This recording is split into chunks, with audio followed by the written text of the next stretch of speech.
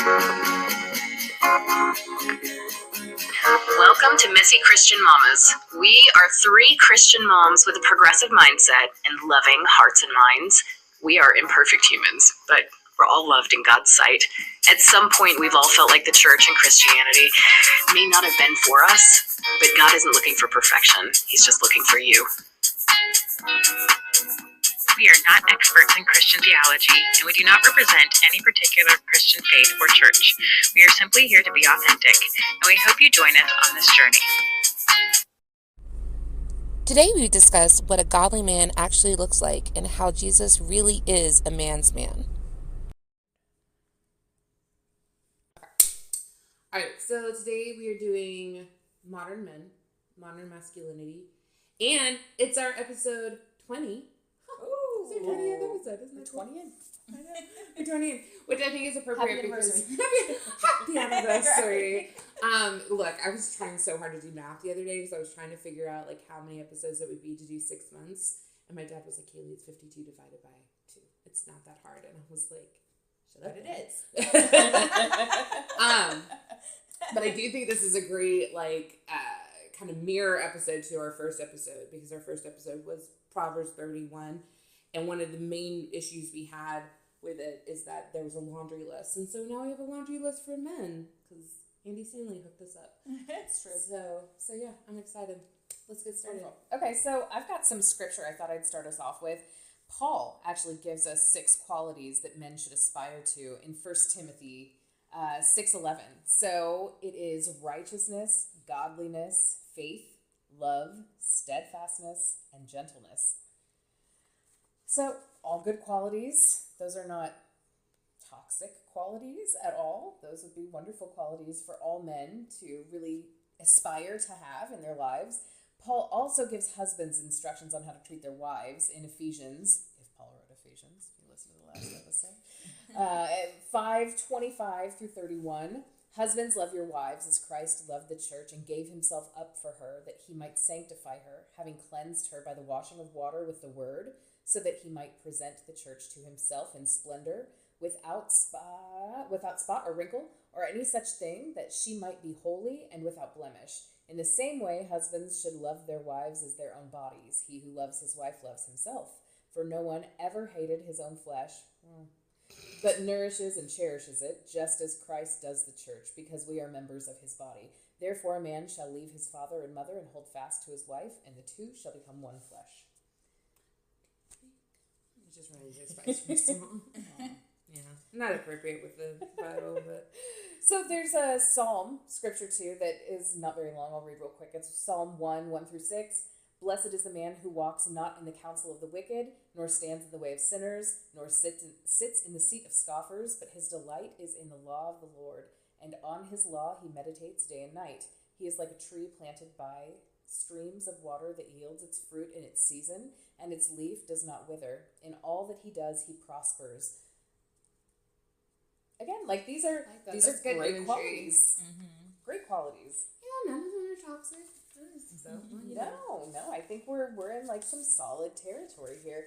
You know, Kaylee, I know that you have something from Andy Stanley. There's one more I think that I wanted to read here before we have you jump into that one. Do you mind? Okay, so this one is from Mark 9:35. And he sat down and called the 12, and he said to them, if anyone would be first, he must be last of all and servant of all. So I really love that one, and that's actually a really specifically good transition because it goes directly into. I love that sermon. Good job. So I love when this happens. I love when cosmic favor happens. So we had been talking about this episode, and I am lazy and I don't like to do research. And so we were talking about this episode, and I used to go to a satellite church of Andy Stanley's, and I still listen to his sermons. I think he's an amazing teaching pastor. And I still get the emails, and I got this email, and it was the Jesus script for men, and I was like, oh, this is fantastic. And I looked, and sure enough, it's this laundry list of kind of like Proverbs 31 for men, and it comes from his, he did a 2-part series called Modern Men in Ancient Scripts, and it talks about how we get this idea of masculinity and how it is a social construct, and how a lot of men look at Jesus as the Lamb of God and see him as more of this meek and mild figure. They want to be more like King David, and they want to be Old Testament God. And his whole point was everything that you need to be a good man is already given to you through Jesus. And if you are missing that, then you're missing the point of being a biblical man. I want to say real quick too, at the beginning of the sermon, he makes this joke about the sermon is only for the men, and the women can go and just look at their phone or something else.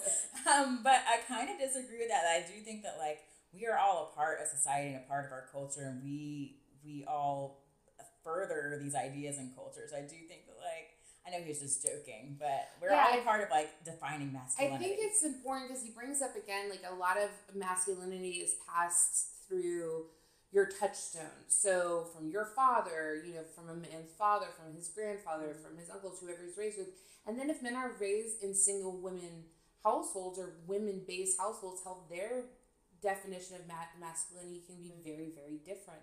Or if they marry someone who was raised in a certain one household and that definition of masculinity is very different than the one that he was given, how there can be this tension and how we need to start looking more outside the social constructs of masculinity. And if you're a Christian, looking at more of the Christian base of masculinity. And he brings up John, the Apostle John. He brings him up because John was this fisherman, and so he's what we would consider like a man's man. He had calloused hands. He was a fisherman. He was not in The Chosen so much. But in the Bible, he's very much looked as this more rough and ready character. And so, but John's epitome of masculinity and maleness of who he wanted to be most like was Jesus, his friend Jesus. And so he's like, well, if John wanted to be like Jesus, then obviously then we should be. But he gives the Jesus script for men. And we'll post this on our social media as well. The verses that go with each of these are to the side. I won't read the verses though, but it says the Jesus script for men: forgives regardless without being asked. Understand that lust commoditizes a woman, which can go into that one. I know. Should we read all of them and then pick the ones we want to talk about? Yeah, okay. Yeah, because you have it on your phone as well. So, leaves revenge in God's capable hands. Another one. Publicly celebrates the success of other men.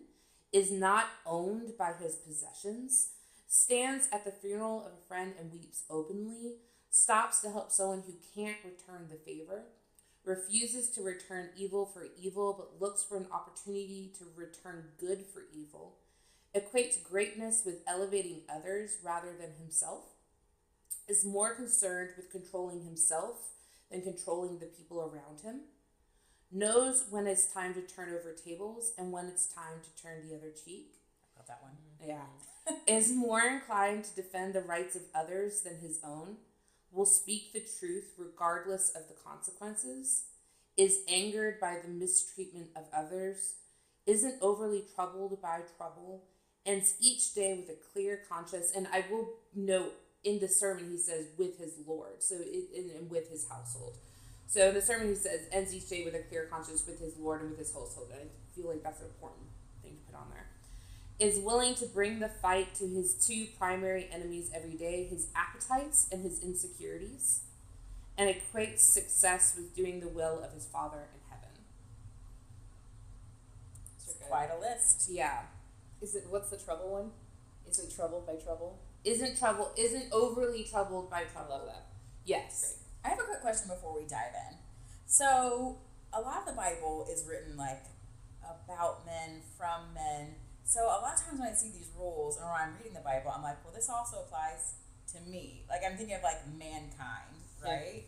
Yeah. Do you guys feel that way too? Or, yeah. Oh, no, for sure. I mean, I think a lot of these is unisex. Mm-hmm. I think a lot of it can go both ways. But I think in a societal point, just like how we talked about the Proverbs 31 woman, it's stuff that we already are doing, and it's accepted for women to do, and it's expected for women to do. Whereas this list now isn't really expected of men. Women expect it of men, but the message that men are getting through society is not to weep openly at a friend's funeral or to control himself instead of controlling others. That's not the message. Maybe more so today than it was 5 or 10 years ago, but for sure, at large, that's not the message that men are receiving.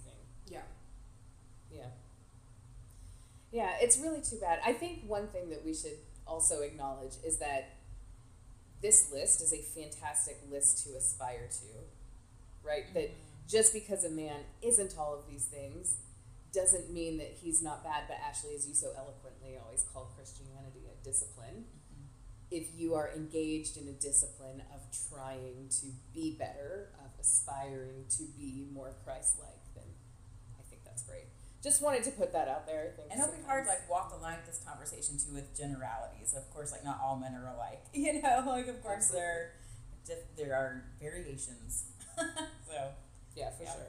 Yeah, so I think as long as you're talking as a whole, I look at this list and through the men in my own life, very much a lot of them are abiding by this list, and I do think a lot of the biblical men that I know use this script as a reminder of this is what I'm supposed to aspire to be. Just like we use the 10 Commandments, just like we use our daily devotions, our daily affirmations, just the way that we do this. I think men aren't given as a whole a script of being vulnerable, of how to be vulnerable and still be considered masculine.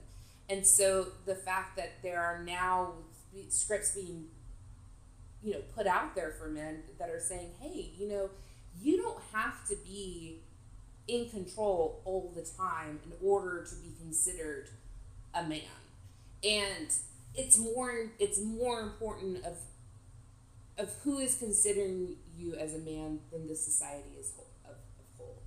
I think that's a major problem that a lot of men will run into, is saying, well, my family might think that I'm a good man, but if I compare myself, because comparison is the thief of joy, if I compare myself to everyone that's on social media and what all these men, quote unquote manly men are doing, I look weak. And I'm like, well, who are you living that up to?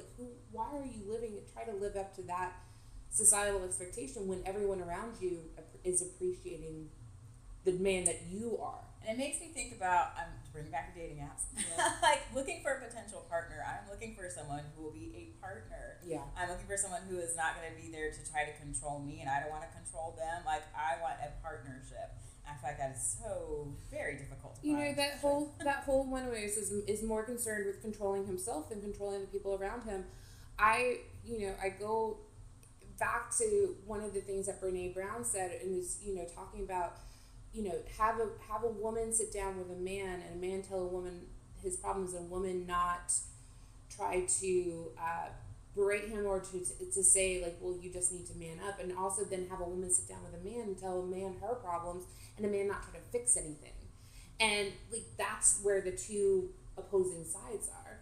So a man is conditioned in society to fix things and to control everything. And that was something that, growing up with my dad, that was something that he really had to learn to let go, was that he couldn't control. He had 3 daughters. There's no way he was going to be able to control everything in our house. That's just, you're going to have to eventually give up some of the power. So I think this being able to control your own, when it's your own appetites and your own insecurities, that is one of those unisex rules. But I think for men, that's not something that they're being told on a daily basis you need to be doing. I think it's also really difficult for men to be in a space of growing. And so I think being in transition from one end of the spectrum, moving to the other end of the spectrum, is not a comfortable place for the world to accept that man in. Mm. I think... Yeah. I often... women get more of a pass with that. I'm growing, Yeah. I'm in the process of healing right now. That's not really a vibe that men are given an allowance to have, I don't think, in our current culture. Mm-hmm. I will say part of a lot of what you were just talking about with respect to how men treat women, how they want to be in control and solve the problem. This is what you should do, right? Here's the solution, so you stop feeling this way. I feel oftentimes it's incumbent upon me to give my husband that instruction. You know, I don't need you to solve this. I need you to comfort me right now. Yeah. Do you want to talk a little bit more about understands that lust commoditizes a woman? Woo! Do we? I mean, That's gonna be it's saying the other way too. that's gonna be my lust for tagline women on my dating apps. What is that? Matthew 5:27-30. Looking for Read this before you text me a picture of something. I'm so tired. I think it's a more interesting conversation for the two of you. I think in a marriage, You've been married my how husband long? loves it when he can, find me in a lustful position. Well, it's just one of these things where you see, like, on dating apps and be like, I'm a God-fearing man, and then, like, their opening line to you is something that's just so overly disgusting sexual. and just dirty, and you're just like, where did that two connect from? Like, that's not how you're supposed to treat me. If we were on Tinder, I would understand, but we're on Christian Mingle. You shouldn't be doing that. So it's one of these things where it's like, I want to I don't like the phrase like boys will be boys and you should expect certain things. I don't like saying that.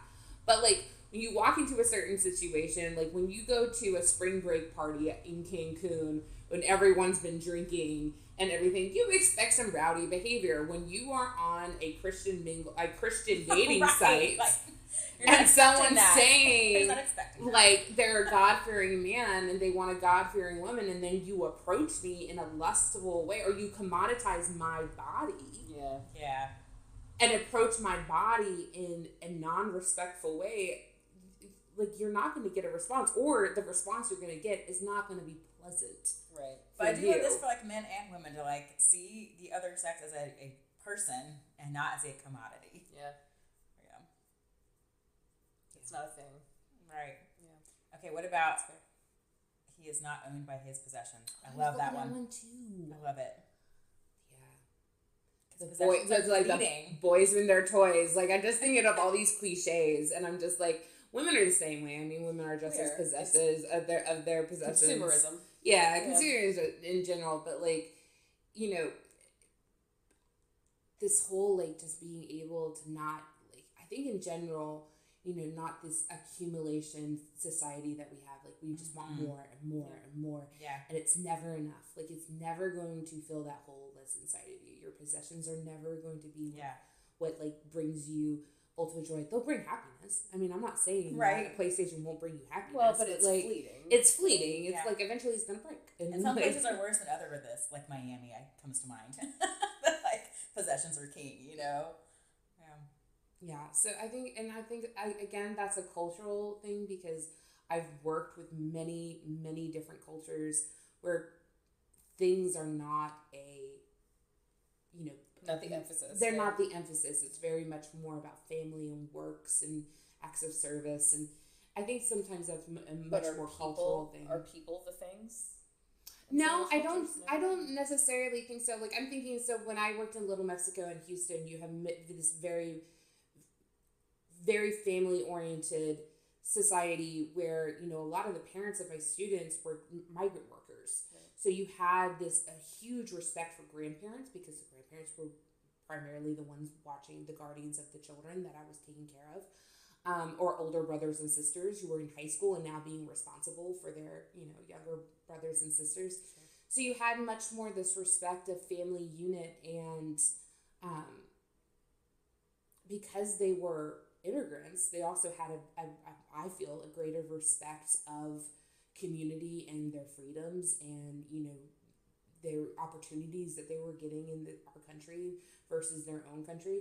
So it's one of these things where I think it very much is cultural. We live in an area where, privilege and possession is rampant, and it's something that it's not thought about. You just assume everybody is going to have an iPhone. You assume everybody is going to own their own home. You assume everybody's going to have a car because of the median income of the county that we live in.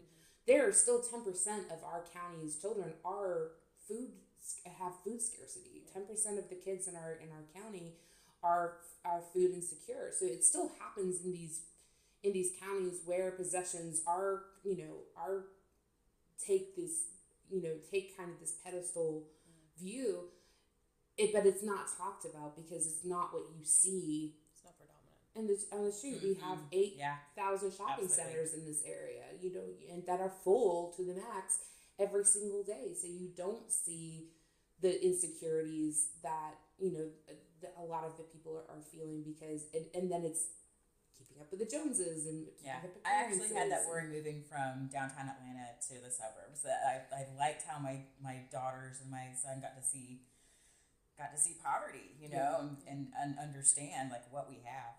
It makes me think of the verse, for where your treasure is, there your heart will also be. Mm-hmm. So like if your treasure is in possessions, then your heart's all in. Yeah, or if your treasure is in relationships and people, like there's your heart, or your treasure is in God, there's your heart, Yeah, I like let me see if I can find it.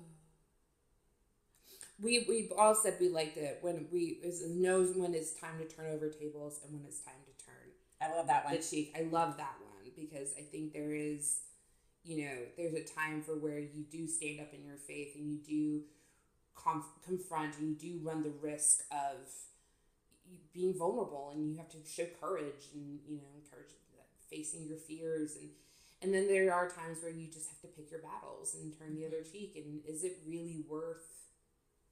It's hard damaging to know. Sometimes damaging yourself, right? Unless you're really connected. Flip this table. Yeah, with your discernment. When am I going to be Teresa Giudice? Paul calls us to, in one of his books that he may or may not have written, calls us to confront people when we think that they're doing something that's unchristian, that are a part of our church, and that seems like a really bold action to take. The quote that Fritz put up in the sermon last Sunday was really powerful to me. That the person does not lie, cheat, and steal, and also does not tolerate someone who lies, cheats, and steals.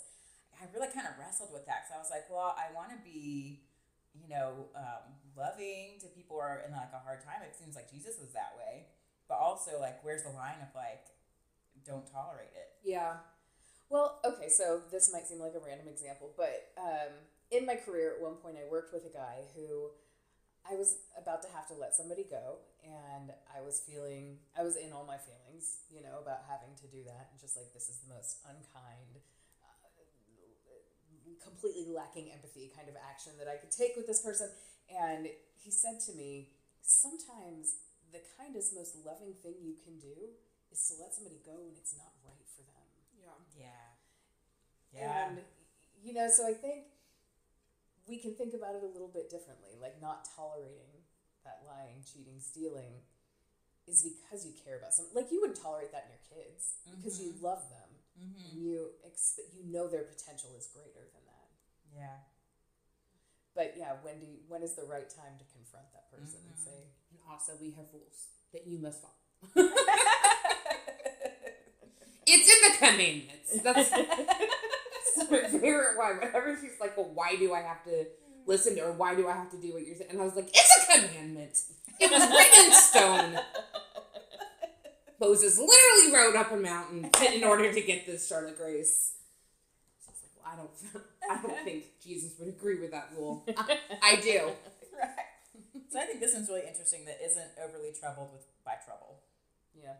I think coming from having an anxiety disorder, that's very comforting because it is one of these things where it's like, when Andy Stanley talks about it in the sermon, he talks about how, you need to be concerned about the mistreatments of others. You need to stand up for yourself. You need to stand up for things, but you also need to understand that you're one person.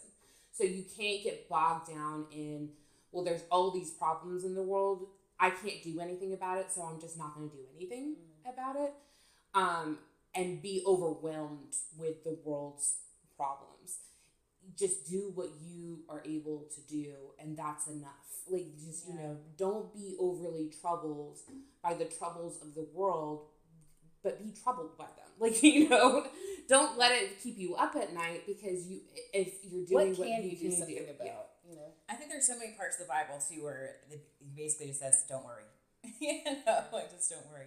But I wonder, like, thinking from a man's perspective, that like if you are coming from a place of privilege and of power, I'm sure that comes with a lot more worry and anxiety of doing things correctly, you know? Oh, I guarantee. I think of my dad. You know, my dad is the sole breadwinner for our family. He has so many of us that depend on him financially and, you know, emotionally and mentally. And Sure, that's a lot. you know, my mom physically depends on him. So, like, it can get very overwhelming for him. And, you know, we kind of have to go through these times where we have to remind him that we are independent and that we are able to do things ourselves. But it can be very overwhelming. He can get very bogged down into, well, if this happens, then what will that happen? And then how do I take care of this? And how do I take care of that? And how are you going to survive? And how is your mom going to survive? And I'm like, let's not borrow problems from tomorrow. Let's deal with the things that we have to deal with for today. I was like, you've already done everything you can to set up the future. We have no idea what's going to happen tomorrow, which is incredibly terrifying, especially if you are responsible for other people. It's incredibly overwhelming and terrifying and anxiety ridden to know that every single moment that you are given is a gift and a privilege, and you don't know what the next moment is going to bring. But you just have to have faith that you're doing everything that you can on a daily basis to provide for the people that you're able to provide for, and you're setting a good example, and you're giving to charities that are out there doing the work, or you're volunteering where you can volunteer, and you're setting good examples for your kids, and you're setting good examples for your grandkids.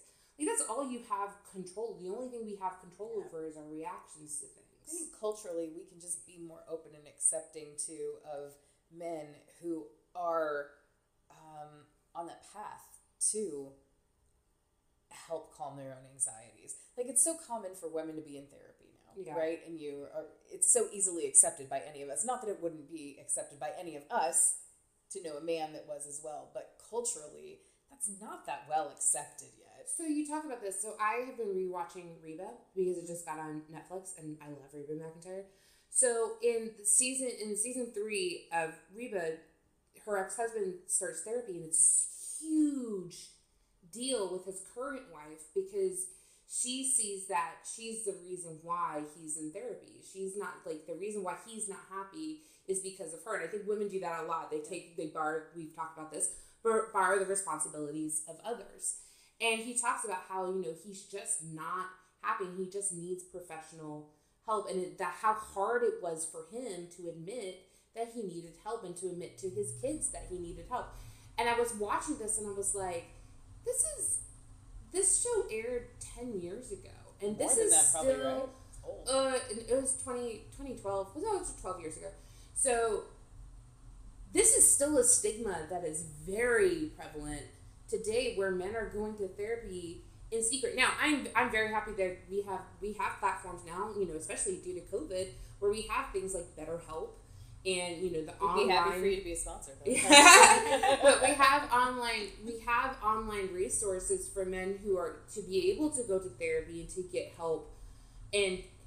But I hate the fact that they do still feel like they need to be doing it in secret, and that it shows a weakness if they need to go to someone to get professional help. And then if they need to get on medication, it's one of these things where it's like, well, I'm less of a person because I need medication in order to function as a normal person. As someone who's been on medication for a decade, I'm the first one to be like, look, if you had a heart attack, you wouldn't not take the aspirin. You would not take, wouldn't not take the aspirin that the doctor is telling you to take on a daily basis. If you had diabetes, you would be taking your insulin every single day. A mental illness is no different than that.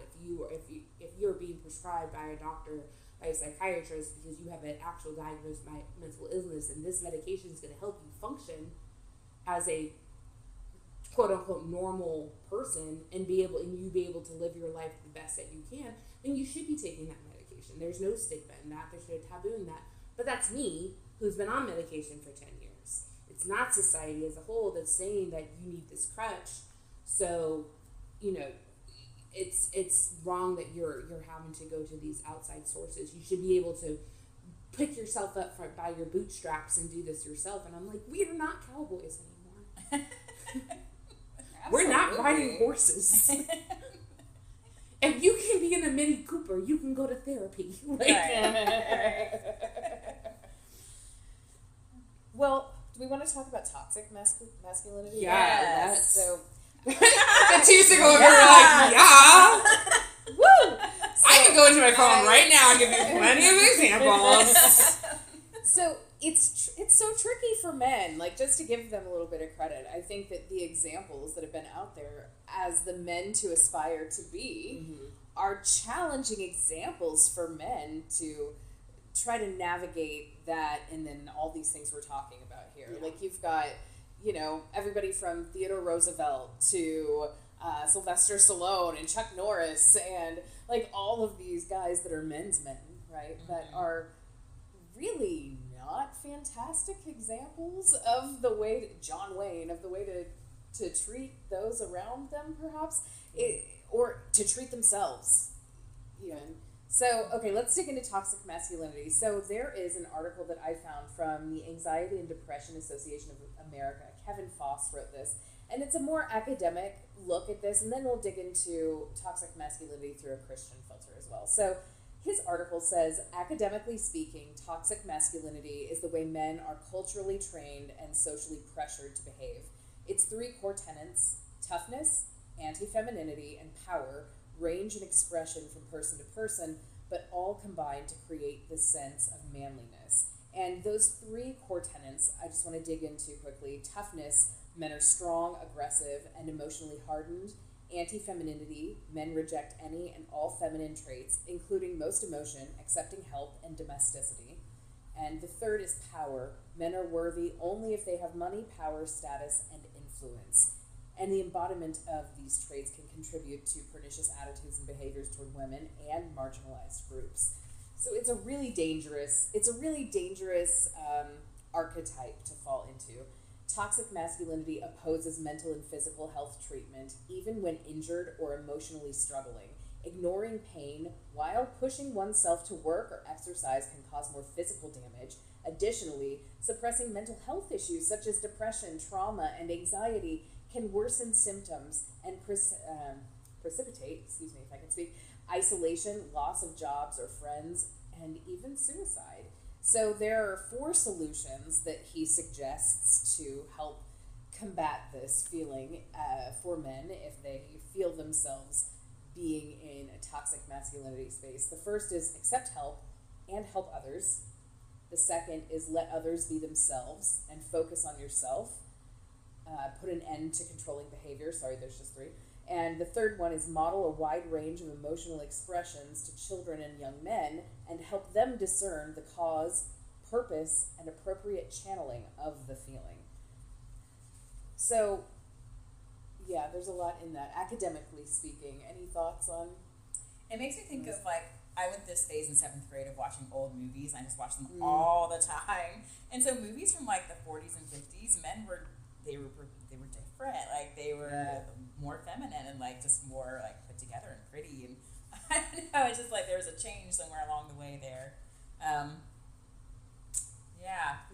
A lot of that, to me, points to, like, entitlement, too. That, like, I'm entitled to act this way. I'm entitled to be hateful to people because I'm a man. And, like, that's where it gets real messed up.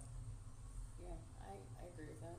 Yeah, I think it's definitely a culture thing. I think, like, it would be interesting to go to other parts of the world and see how masculinity is toxic in those parts of the world and how it differs so much from American and Western European toxic masculinity.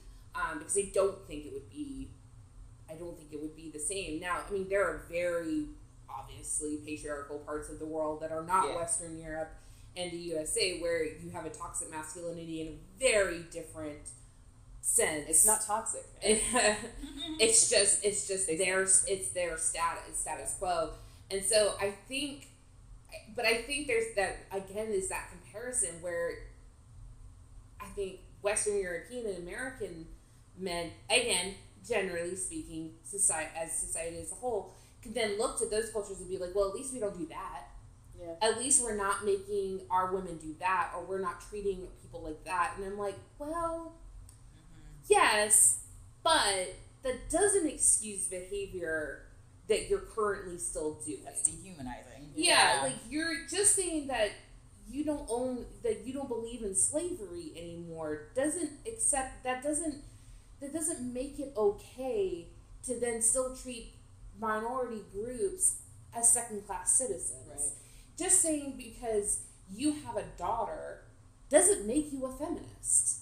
Saying like, well, I have daughters, I have a wife, so obviously that doesn't make you a feminist. I see how you treat your daughters, I see how you treat your wife in a general sense, and that's not what feminism is. That's not what equality looks like. That's not what diversity looks like.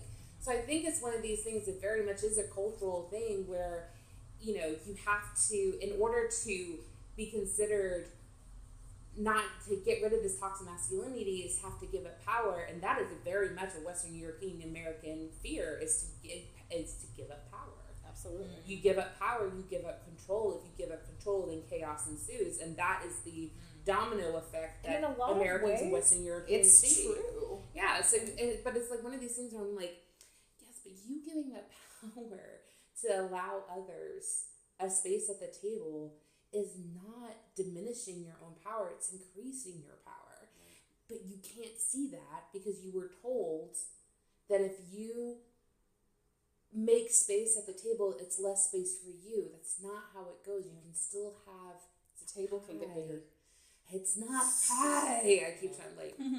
I think dating apps amplify toxic masculinity a lot, and also toxic femininity. Yeah, for sure. Yeah. For sure. I think you can't talk about toxic masculinity without addressing toxic femininity, because I do feel like they play off each other just as much, where you have these two social constructs on very, very precarious structures, and it doesn't take very much of an argument to knock them both down. Yeah.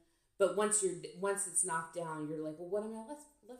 This is all I've known, and this is what I'm being told is acceptable and true outside of the church, then what am I left with? What do you guys think about other forms of social media and toxic masculinity? Do you think it depends on like what groups or what algorithm people are in? I do. I think it depends on like what your brand is and what kind of what you talk about, what content you're watching. Who you are. Yeah, everyone can find someone to back up their opinion. I wonder if the algorithms are like pushing that out more. Yeah. You look it up once and then it comes up again and again and again. It'd be an interesting experiment if, having men who are looking at super toxic masculine, forms of social media, for them to then like start searching for other things, how their algorithms would change and maybe how their outlooks and vice versa. Well, men who are like more like, that'd be an interesting social experiment. It makes me think too about how those tech and those algorithms were set up mostly by white men. Yeah. So is this something that's being perpetuated more through technology? Yeah, I mean, really it's about money, right? And that's the goal, is how can they make more money by driving more engagement, and they drive more engagement by feeding you more of what you're looking for and telling you, validating what you're looking for, telling you that that's the right thing or why you should hate that other thing. Anyway. Yeah.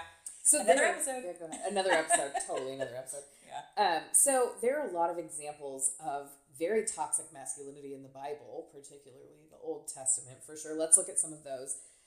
So Jacob took Leah as his wife after, is it Laban? I don't know why you're looking at me. Laban's deception. I'm not the one. And then treated Leah with contempt. We're going to make it a drinking game every time you stop for a You guys should do it.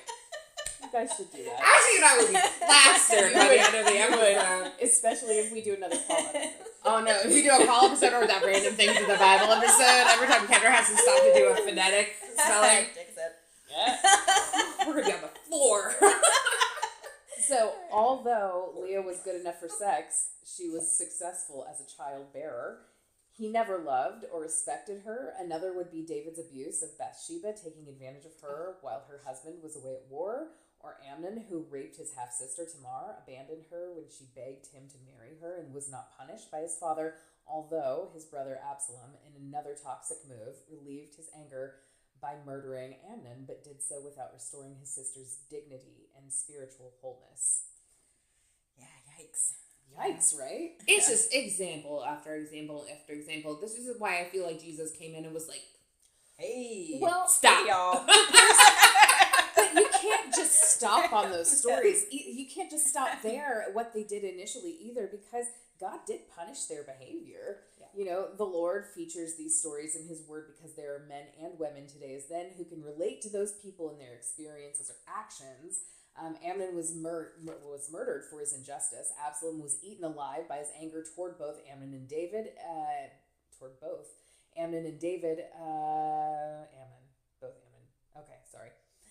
David, and ultimately died because of it. David had to face his son's treason because he failed to treat Tamar's distress with the seriousness and tenderness she needed. Jacob had to wait an extra 7 years to marry Rachel, and all that time he was unloving toward Leah. When the Lord saw that Leah was hated, he opened her womb. The Lord punished David for his crime with Bathsheba, although she also suffered because of him. But many of David's psalms have given Christians today the words to face the Lord with their pain, whether self-inflicted or caused by the cruelty of others. His hardness, his toxicity, was tenderized against the rock, the Almighty, and his hard-won softness has become an inspiration. So I should say really quickly, this is an article from Christianity.com that Candace Lucy wrote. It's really fantastic. It's called What Should Christians Know About Toxic Masculinity, and has such great information here if you want to read more about it. I think, like, so and kind of wrap it up and everything, I think it's one of these things, though, where you can look at the Old Testament and be like, okay, yeah, so God did there was an automatic cause and effect of punishment. We don't have that now. We don't have this automatic punishment of toxic masculinity. So oftentimes it's rewarded. It's rewarded. Mm-hmm. So I think that's where this Jesus script comes in, and and this line of Judah comes in and says, okay, yeah, you know what? You probably won't be smote. Like, you're not going to be probably thrown into the lake of fire immediately. However, this is not what I taught you. This is not what my red words mean. This is not, you're not listening to the message that I'm trying to get into your skull. Absolutely. Candace also says that the Lord gives each person his or her identity, and it is the same for all believers. There is neither Jew nor Greek. There is neither slave nor free. There is no male and female, for you are all one in Christ Jesus. The biblical directive is for a wife to submit to her husband as to the Lord. Submission to God is yielding to the safety and sovereignty of the one true King and Savior. So stay with me for a minute on this, ladies. One can do this safely, male and female, disciple alike. But if the woman is to submit to the man as to the Lord, God's expectation is that a man will strive to be like his Savior and lay down his life for his wife. Husbands, love your wives as Christ loved the church and gave himself up for her, from Ephesians. This is the biblical paradigm for masculinity. Self-sacrifice. There is one perfect example, only one, Christ himself. While no man can be perfect, he can focus on whatever is true, whatever is honorable, whatever is right, whatever is pure, whatever is lovely, whatever is admirable. That's Philippians 4:8. And this is Jesus. So any so-called biblical paradigm which belittles and oppresses women is way off the mark as far as the Lord's word is concerned. There is no excuse from God's word for suggesting that, for instance, female lawyers should be paid less than male lawyers, or that men should dominate that field. It just isn't. Yeah, I mean, we've talked about it a lot of times about how, you know, Jesus moves in and very much becomes more about gender equality, and very much is a mankind, you know, humankind directive. And it's one of these things where, like, I get that you don't think that the mild Jesus is what a real man looks like, but that is exactly what a real man looks like. A real man is sacrificing himself for his family, and that is exactly what Jesus did for us. Jesus treated women with respect and love. Candace goes on to say in this article, Rebecca McLaughlin wrote that in Christ's time, the idea that every woman had the right to choose what happened to her body was laughable, but Jesus turned that notion upside down. Yeah. He repeatedly welcomed women his contemporaries despised. So every young man being raised in the church today needs to hear this, that Christ treated women with such inherent tenderness and respect that even the most enlightened man today would struggle to emulate him. This is because his attitude stemmed from the heart and from obedience to the Father. In everything, he submitted to God. Jesus went ahead demonstrating that he could trust the Lord with his life so that all who chose to follow him will know that. Though we must come emptied and weak, the Lord will be tender and merciful with us in our weakness. In our weakness, we find his strength. So there's no need to demonstrate these toxic masculine behaviors because they're just not the example. If you're a Christian, they're not the example that the Bible gives to us. That is the way to go. Just be nice. Nice. Be nice, everybody. Women too. Be Just nice. chill out. Chill. Talk about your feelings.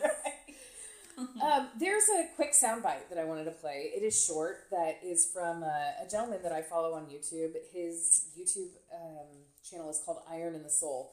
And so there's this issue that we see with not only is church attendance declining, but in particular, church attendance among males is declining. And so he has some interesting perspectives on why that might be. Here, let's give him a listen.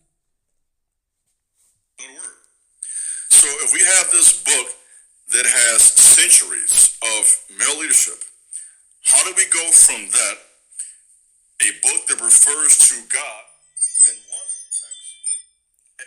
We're going to roll that back, Ashley, and let you edit that out. The Messiah himself was a male. The apostles and prophets, 2 Timothy teaches this very clearly for those who know the word.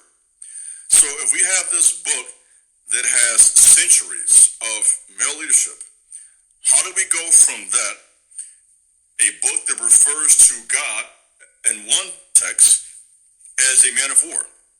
So a lot of y'all got this concept of God being soft and weak and these weird images that's online. Well, that's not who God is at all.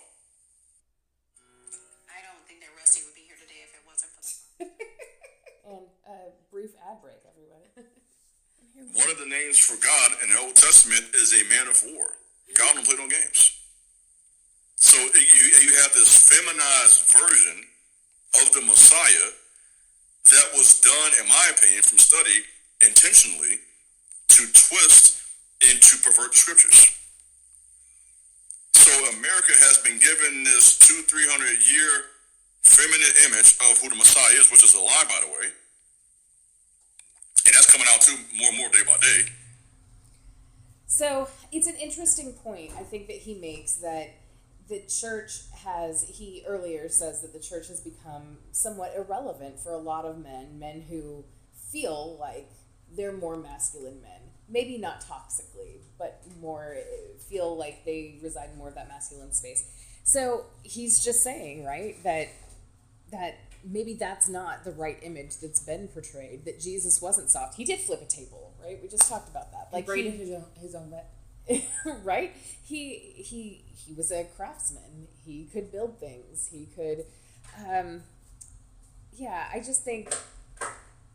think that it's not as simplistic as what we try to make it out to be. He wasn't like Kumbaya Jesus, but he also wasn't like Chuck Norris Jesus. So he's somewhere in the middle there. And I think that that's a space that needs to be open for men to occupy, and they need to see that when they're coming to the church in order to feel like the church is relevant for them. And we've seen that very much in the composition of churches in recent decades. So Pew Research has this study where we see that there are just many fewer people attending church today, but particularly among men, that gender is we're really seeing that play out in a big way. So Americans who have moved away from Christianity are more likely to be men, while women are more likely to retain their Christian identity.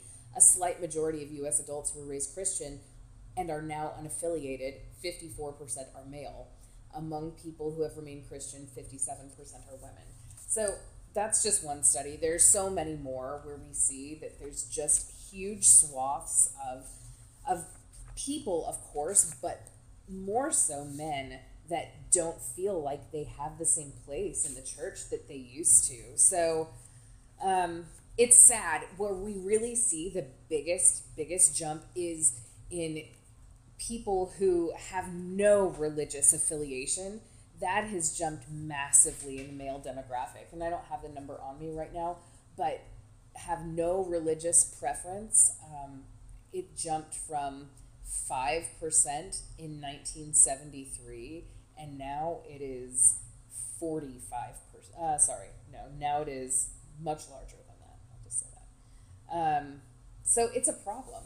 I think it's a big problem, and it's concerning that people don't feel like religion and church is a place they can turn to have that support to grow and develop as men, to find their masculinity and what that means, and to find those examples in the Bible and in church. And I think we need to be able to provide those examples to them. I agree. That's all I have on that. Yeah. Yeah. I have to leave. Ashley already abandoned us to do our workshops. She did. I know. Sorry, Ashley. But we looking at the time right now. Okay. Well. All right, thank you guys for joining us. We will post all of this to our social media, including links to the. We'll start including the links to all of Kendra's research as well, because I've had a couple of people ask about the articles and stuff like that. So we'll attach those, especially to the Facebook page. So you guys have a great week, and we'll talk to you next time. Thank you.